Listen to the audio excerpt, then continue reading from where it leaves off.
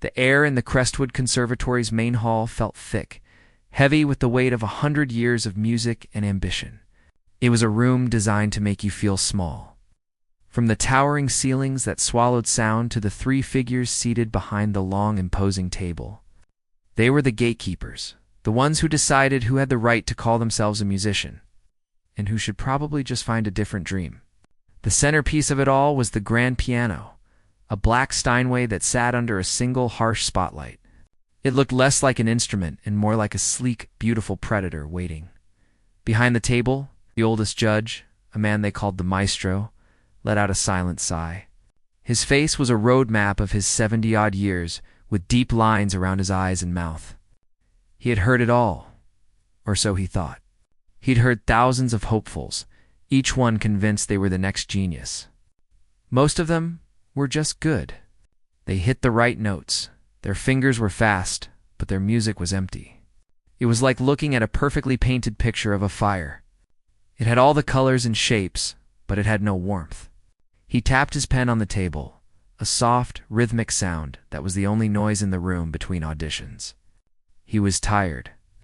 He was just so tired of looking for a spark in a sea of competence. Next to him, a woman with sharp, intelligent eyes and silver hair pulled back in a severe bun, shifted in her seat. This was Professor Whitaker. She listened with her whole body, not just her ears.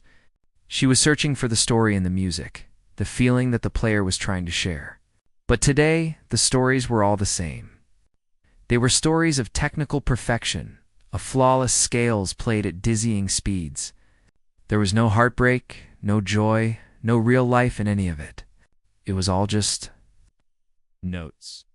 She found her mind wandering, thinking about the cello she had at home and the simple, mournful melodies she would play for herself, just for the feeling of it.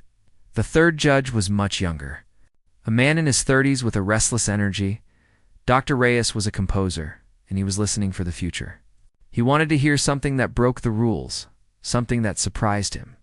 So far, he'd only heard perfect recitations of the past. He'd been doodling in his notebook, sketching out a melody that was stuck in his head, anything to keep from falling asleep. He believed true talent was raw, maybe even a little messy. He was hoping for a train wreck, something so daring and different it would either be brilliant or a complete disaster. Either would be more interesting than another perfect, boring performance. They had just listened to a young man who had played a Liszt piece with incredible speed. His fingers were a blur, a storm of motion on the keys. When he finished, he stood up and took a bow with a proud, confident smile. The maestro had simply written technician, not artist, on his evaluation form. They thanked the young man, and he left, his smile fading as he felt the cool, indifferent silence of the room. The secretary at the door peeked her head in. "Next, please. Maya Rodriguez." One of the judges flipped through the file. Ah, yes, the self-taught one.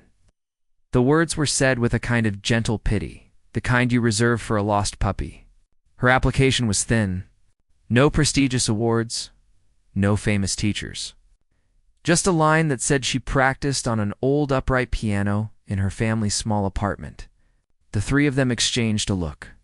It was a mixture of resignation and a sort of weary kindness. They knew how this would go. She would probably be nervous, her playing would be full of technical mistakes, but they would be gentle with her. They would smile and tell her to keep practicing. It was the least they could do.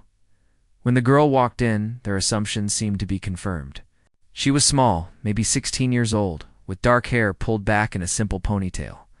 Her dress was plain, a bit faded, and her shoes looked like they had seen a lot of sidewalks. She didn't walk with the confidence of the other students. She walked with a quiet purpose, her eyes fixed straight ahead. She wasn't looking at the judges, or the ornate ceiling, or the expensive paintings on the walls. Her gaze was locked on the piano. The three judges put on their polite, encouraging smiles. It was the same smile they gave everyone, but this one was a little softer, a little more sympathetic. They saw a girl from a world they didn't know, a girl who had probably worked very hard to get here, and they didn't want to crush her spirit. They were already preparing the kind words they would say when her audition was over.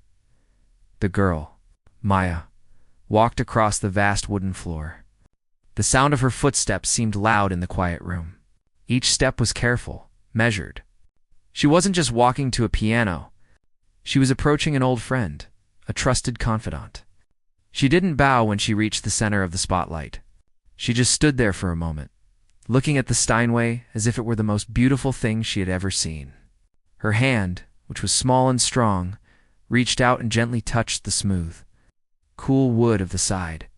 The maestro watched, his pen still. He saw the worn fingertips, the faint calluses that told a story of hours and hours of practice. It's not for a competition, but for love of the instrument itself. He felt a tiny flicker of something, a faint stirring of curiosity that he hadn't felt all day. Maya pulled out the bench and sat down. She adjusted it carefully, not with the casual flick of a seasoned performer, but with the focused attention of a craftswoman, making sure her tools were perfect. She ran her hands over her lap, smoothing down her dress, a small, nervous gesture. Then she placed her hands in her lap and just sat there. Her back was straight, but her shoulders were relaxed. She seemed to be taking a moment, not to gather her courage, but to listen to the silence of the room, to the hum of the lights, to the quiet breathing of the three people watching her. The judges waited. The silence stretched on. It wasn't an awkward silence. It was a heavy, expectant one. Professor Whitaker found herself leaning forward slightly, her own breathing quieting down. Dr. Reyes stopped doodling. The maestro's pen remained frozen over his paper. They had come in expecting to hear a simple, perhaps flawed, performance. They had their smiles of pity ready. But as they watched this small, quiet girl sitting at the massive piano, a feeling began to creep into the room. It was a feeling that maybe, just maybe, they had completely misjudged what was about to happen. The smiles were still on their faces, but they had changed. They were no longer smiles of pity. They were starting to become smiles of genuine, wide-eyed curiosity. The silence in the hall grew, stretching out like a long, clear note that had no beginning and no end. It wasn't an empty silence, the kind you get when a performance is over and people are waiting to clap. This was a different kind of quiet. It was a heavy living thing, filled with the unspoken thoughts of the three judges and the quiet, steady presence of the girl at the piano. The air itself seemed to thicken, to hum with a low, invisible energy.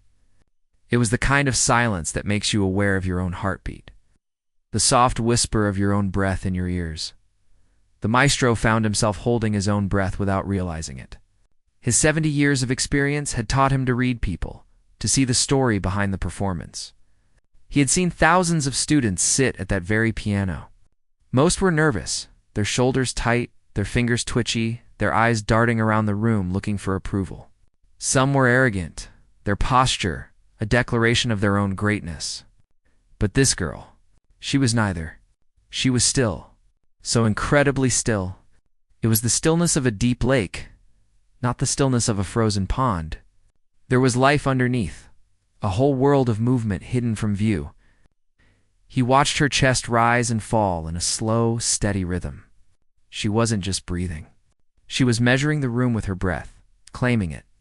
He felt a strange, unfamiliar sensation creep up his spine.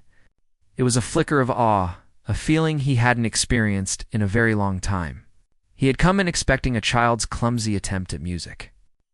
But he was now watching a master at work, and her instrument, for now, was the silence itself. Professor Whitaker felt the change in the room like a change in the weather. The air had gone from cool and indifferent to warm and charged, like the moments before a thunderstorm. She was a woman who listened for the soul in the music, and right now she could feel a soul reaching out, even without a single note being played. She saw the girl's hands resting in her lap, not clenched into fists of nervousness, but relaxed, open. They looked like hands that knew hard work, hands that were strong and capable. She imagined them practicing for hours on an old piano, the worn wood a friend, the uneven keys a challenge. She felt a sudden, sharp pang of empathy, a connection to this girl she didn't know. She wasn't just a judge anymore. She was a fellow human being waiting to share in a moment of truth. The polite smile had long since vanished from her face, replaced by an expression of deep, focused listening. She was no longer evaluating. She was receiving. Dr. Reyes, the composer, was fascinated. To him, this wasn't just silence. It was a bold, artistic statement. In a world where everyone was in a hurry to prove themselves, to fill every moment with sound and action, this girl was doing the opposite. She was using emptiness to create fullness. He saw it as a form of musical architecture, building a foundation of anticipation so strong that when the first note finally came, it would have to support the weight of all this quiet. He thought of the great composers, the ones who understood the power of a rest, of a pause, of the space between the notes. They knew that the silence was just as important as the sound. He looked at the other judges, saw the rapt attention on their faces, and knew they were all being pulled into her world. This was the most original and daring thing he had seen in an audition, maybe ever. He put his pen down completely, knowing there were no words he could write to capture what was happening. This was something to be experienced, not analyzed. Maya remained in her own world, a bubble of concentration in the center of the room. Her eyes were closed now, her long dark lashes casting faint shadows on her cheeks. She wasn't thinking about the judges, or the conservatory, or what they might think of her. She was thinking about the story she had to tell. It was a story she had never told anyone, a story that lived deep inside her, a story that only the piano could speak. She could feel the old upright piano in her living room, the one with the sticky keys and the wobbly bench. She could hear the sounds of her neighborhood, the distant sirens, the shouts of children playing in the street, the quiet hum of her mother's sewing machine late at night. All of it was in there, a jumble of sounds and feelings waiting to be put in order. The Steinway beneath her fingers was just a tool, a far more perfect tool than she had ever known. But the music came from her memories, from her heart. The silence in the hall became so profound that it seemed to have a physical presence. It pressed gently on the eardrums. A clock somewhere in the building ticked, a loud, intrusive sound that only made the quiet feel deeper. A single mote of dust drifted slowly through the beam of the spotlight, a tiny dancer in a vast, empty theater. The maestro found himself leaning so far forward he was almost off his chair. Professor Whitaker's hands were clasped together in her lap, her knuckles white. Dr. Reyes was staring, his mouth slightly open, completely captivated. They were no longer three judges in an audition hall.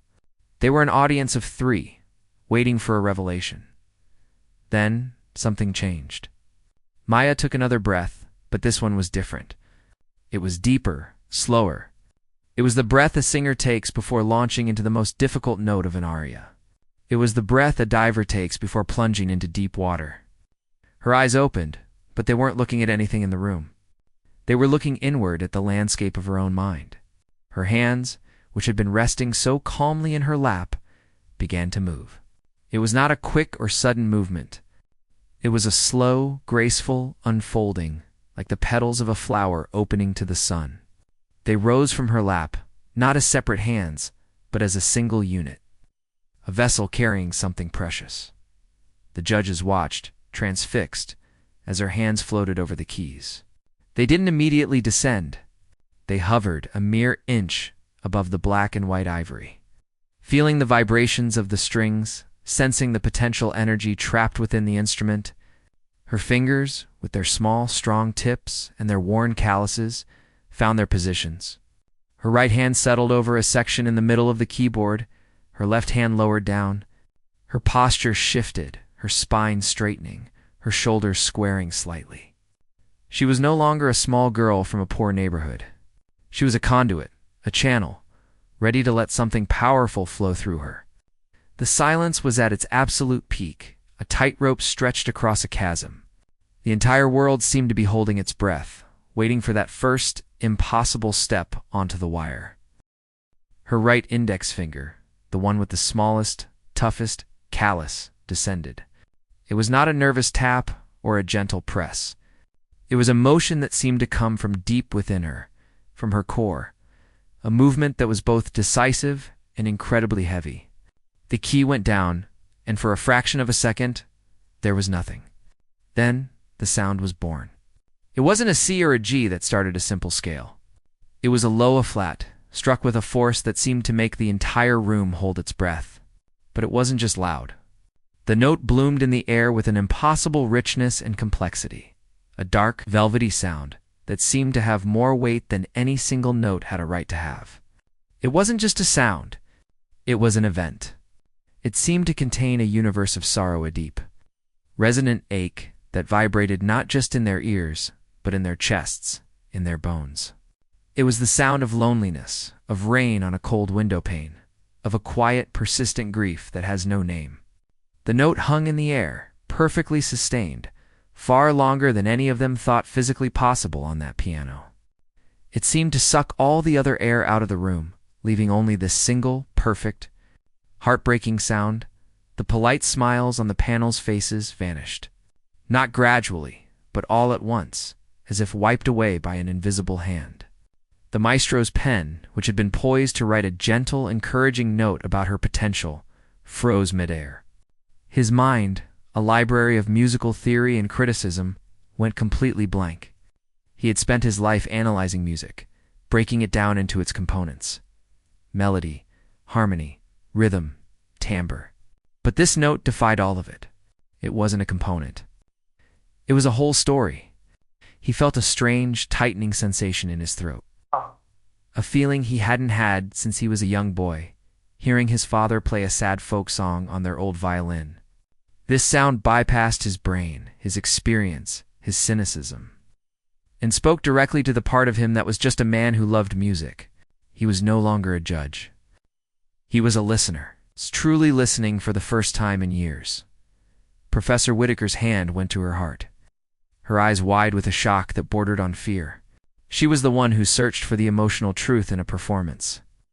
And she had just found more truth in that one note than she had in all the flawless concertos she had heard that year. It was a sound so raw, so honest, it felt almost invasive, as if she had accidentally opened a door to a stranger's most private room and found them weeping. She felt her own eyes begin to well up, not from pity, but from a profound, overwhelming sense of connection. She didn't know this girl's story, but she felt it. She felt the weight of it in that single, resonant note. It was the sound of a life that had been hard, a life that had known loss, but had not been broken by it. There was a strength in that sorrow, resilience that was more powerful than any virtuosic run she had ever heard. Dr. Reyes, the young composer, stopped breathing. He was always looking for the new, for the sound that would push music forward, and this was it. He couldn't understand how she was doing it. The sustain, the depth of the tone, sheer emotional weight of it was technically impossible, or at least it should have been. He watched her hand, still pressed down on that one key, and saw that her entire body was invested in it. Her arm was tense, her shoulder leaned into it, her eyes were closed in concentration. She wasn't just using her finger, she was using her entire being to produce that sound. He realized then that she wasn't playing the piano, she was wielding it. This wasn't a student trying to impress a panel. This was an artist using her tool to speak a language that was older and more profound than any of them could understand. He felt a thrill of terror and excitement run through him. He was witnessing something that would change him, would change the way he thought about music forever. The note finally began to fade, but it didn't just disappear. It seemed to sink into the wood of the floor, into the walls, into the very fabric of the room, leaving a ghost of itself behind. The silence that followed was not the same as the silence before. The first silence had been full of expectation, a quiet, empty space waiting to be filled. This new silence was full. It was heavy with the echo of that one note, thick with the unspoken questions and the dawning realization in the room. It was a sacred silence, the kind you find in an ancient cathedral, silence that demands respect. Then from that foundational note, a torrent of music poured forth. It was not a Bach fugue or a Chopin etude. It was raw, chaotic, and breathtakingly original. Her fingers, which had been so still, now moved across the keys with a fierce, untamed energy. The melody was jagged and disjointed one moment, then flowed with a heartbreaking simplicity the next. It was the sound of her life, the angry, percussive rhythm of a city bus rumbling past her window. The shouting of neighbors in the hallway, the fragile, hesitant melody of a lullaby her mother used to hum when she thought no one was listening. The crashing, painful dissonance of an argument, the quiet, lonely space that followed. Her technique was unorthodox, sometimes even wrong by classical standards. She used her whole body, swaying and rocking with the music, her hands striking the keys with a blunt force that would have earned a reprimand in any other lesson. But it served the music with a ferocious honesty. The panel realized they weren't hearing a student play a piece. They were hearing a piece play the student. They were hearing a story that could only be told through those specific keys by those specific hands. The flaws in her form were the source of her power. The way she sometimes slumped over the keyboard was not bad posture. It was the weight of the emotion she was expressing. The way her fingers sometimes flew across the keys with a frantic, messy energy was not a lack of control. It was the sound of panic, of joy, of overwhelming feeling. She wasn't just playing the piano. She was exercising ghosts and birthing new worlds with every note. The teachers were no longer judges. They were witnesses, and what they were witnessing was the raw, unfiltered, and terrifyingly beautiful truth of a human soul laid bare in music. The music that followed was not a performance. It was a confession. It was the sound of a life being unpacked. A lifetime of memories and emotions poured out through the 88 keys of the grand piano. The first few moments after that initial soul-shaking note were a chaotic storm. Her hands moved across the keyboard with a fierce, untamed energy that was almost violent. It was the sound of her world, the one she had come from. The low notes growled like the city buses that rumbled past her apartment window at all hours, their engines shaking the thin walls. The high notes were sharp and insistent, like the shouts of neighbors in the hallway, the constant overlapping noise of a life lived too close to others. There was no melody you could hum, no rhythm you could tap your foot to. It was a cacophony, a beautiful, terrifying cacophony that felt more real than any song they had ever heard. The maestro, the man who had spent a lifetime perfecting the art of the correct note, felt his entire foundation begin to crack. Every instinct in his body screamed that this was wrong. Her technique was a mess. Her posture was terrible, her wrists too low, her strikes too hard. She was fighting the piano, not partnering with it. But the sound was undeniable. It was raw, it was ugly, and it was utterly true. He found himself thinking of his own youth, of the passion he once had. Before years of rules and critiques and the pursuit of perfection had smoothed all the rough, beautiful edges off his music, this girl was playing with a freedom he had lost decades ago. He felt a strange mix of professional horror and profound personal envy. He was a master craftsman watching a primitive artist create a masterpiece with a rock and a piece of charcoal. He was humbled. Professor Whitaker was no longer just a listener. She was a traveler in this girl's world. As the chaotic music swelled, she saw it all. She saw a small girl trying to do her homework at a tiny kitchen table while her parents argued in the next room, their voices rising and falling like the dissonant chords Maya was playing. She saw the loneliness of walking home from school alone, the feeling of being invisible. The music was a film, and she was the only one in the theater. A single tear escaped her eye and traced a path down her cheek. She didn't wipe it away. It felt disrespectful to the story being told. This was the emotional honesty she had been searching for all her life, served not on a silver platter of technical perfection, but in a rough-hewn wooden bowl, and it was more nourishing than anything she had ever tasted. Then, just as the chaos threatened to become unbearable, it stopped. The storm of notes ceased as suddenly as it had begun. Maya's hands lifted from the keys, and for a moment there was only the ghost of the sound hanging in the air. In that quiet, her right hand came down again, this time with a gentleness that was startling. A simple, fragile melody began to emerge. It was a child's tune, hesitant and sweet, like a secret being whispered. It was the lullaby her mother used to hum, a memory of a time when the world felt safe and warm. The notes were clear and pure, but they were played with such a delicate touch that they seemed vulnerable, as if they might break at any moment. Maya's body, which had been tense and rocking with the chaotic music, was now still.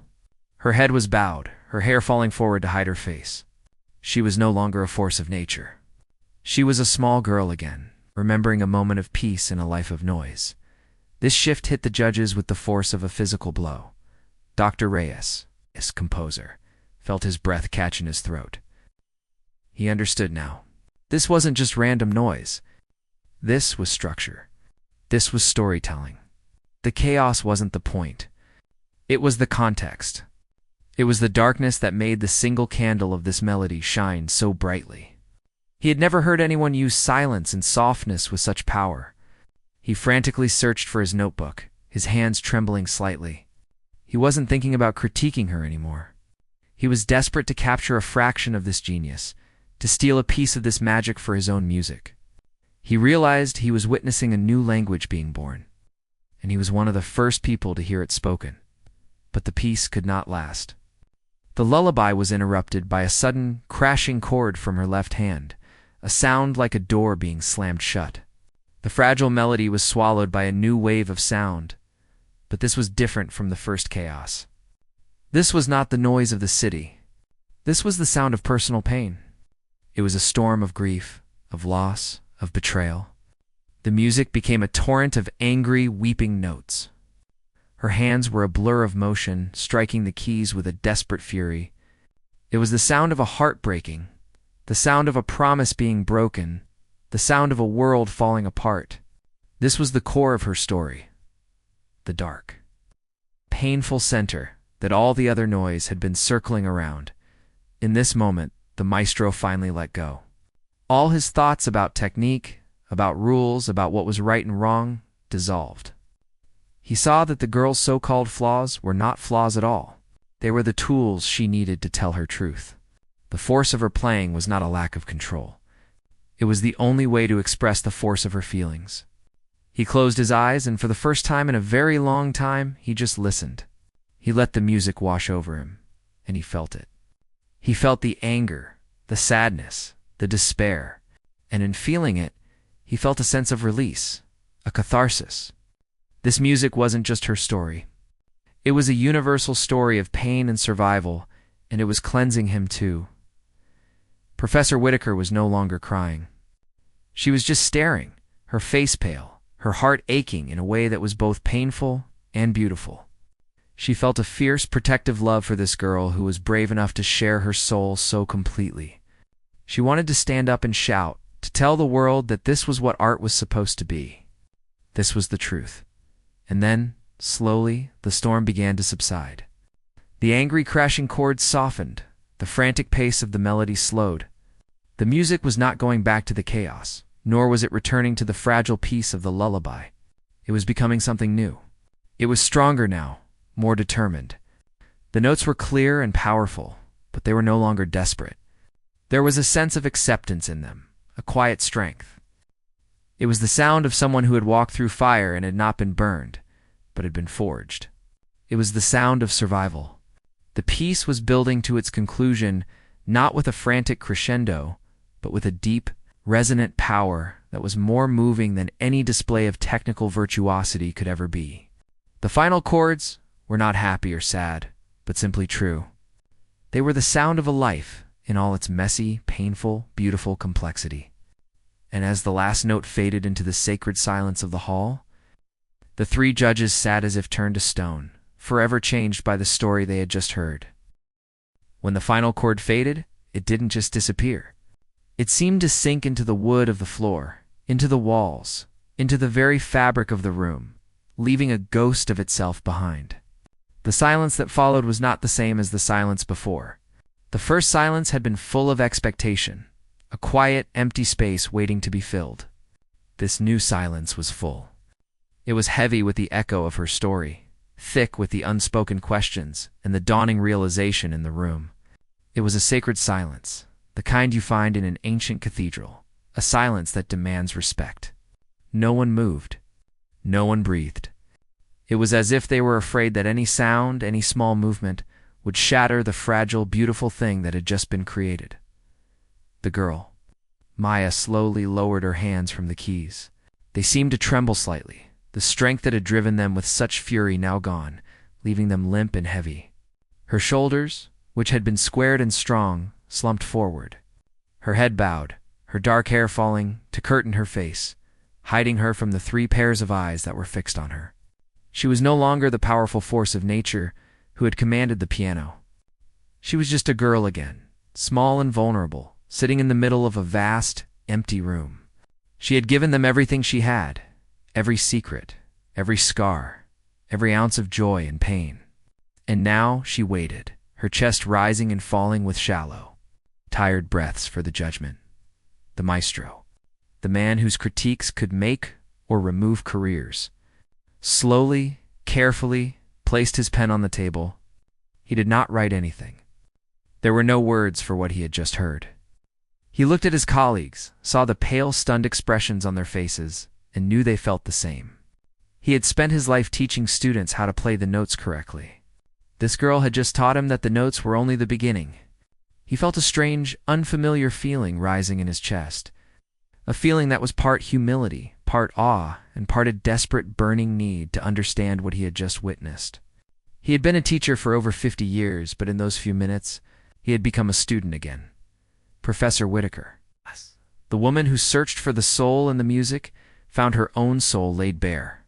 She felt as if she had run a marathon. Her heart was pounding, her body was trembling.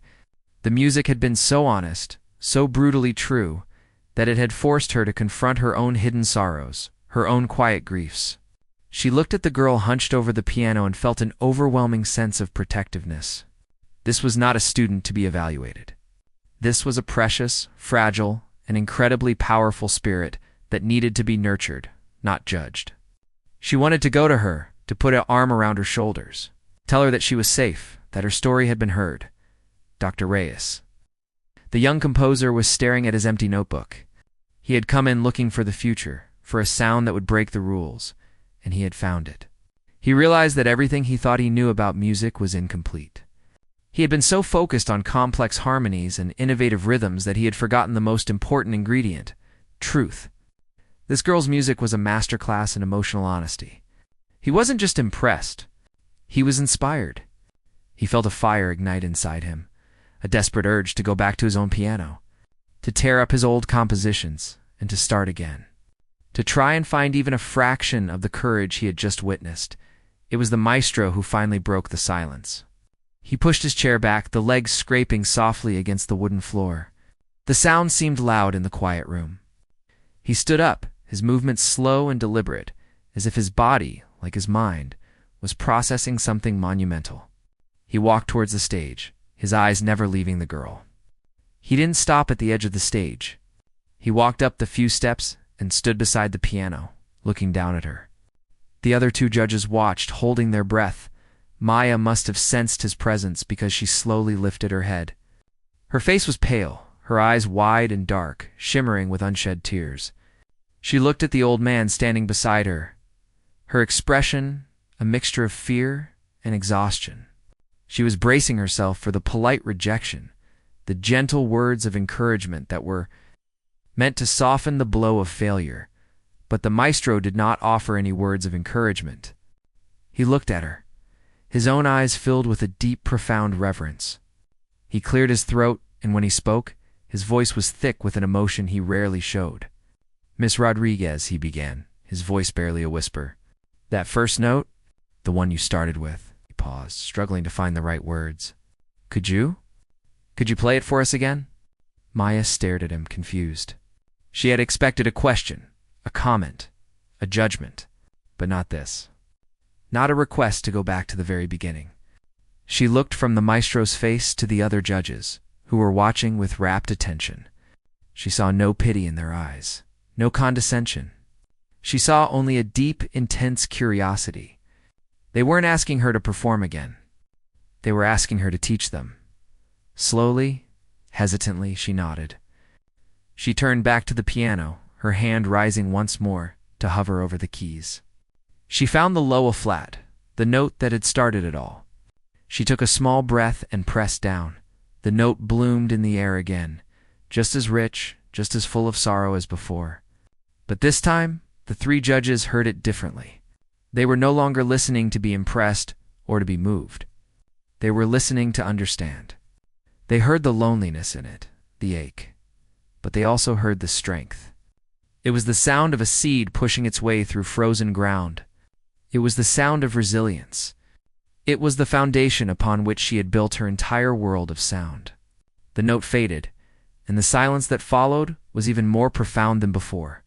The maestro nodded slowly, a single tear tracing a path down his wrinkled cheek. "Thank you," he said, his voice soft. He turned and walked back to his seat, his posture different, lighter somehow. He looked at his colleagues, and they all knew. The audition was over. The evaluation was over. They were no longer judges deciding her fate. They were the fortunate ones who had been present at the birth of a true artist. He sat down and looked at the girl, who was watching them, her hands still resting on the keys. "Miss Rodriguez," he said, his voice now clear and strong, the voice of a man who had found his purpose again. "We don't have an application for what you are. We don't have a program for what you can do." He paused, letting the words sink in. "So, we are going to create one. I will teach you. Personally, we will forget the rules. We will forget the techniques. We will just find the music. All of it." He looked at Professor Whitaker and Dr. Reyes, who both nodded in agreement, their faces filled with a fierce, joyful determination. "We are not offering you a place at our conservatory," the maestro continued, a small, genuine smile finally appearing on his face. It was not the smile of pity from the beginning. It was the smile of a master who has just found his greatest student. "We are asking you to help us build a new one, with you at its center." Maya looked at them, her mind struggling to process what she was hearing. The fear in her eyes slowly began to fade, replaced by a dawning, incredible hope. She saw the three of them no longer as intimidating judges, but as allies. As fellow travelers on a journey she had thought she would have to make alone. A single tear finally escaped and rolled down her cheek, but this time it was not a tear of sadness or fear. It was a tear of gratitude, of release, of a future that had suddenly, miraculously, opened up in front of her. The teachers had smiled at the beginning, but it was the girl, with her impossible music, who had finally given them a reason to smile for real.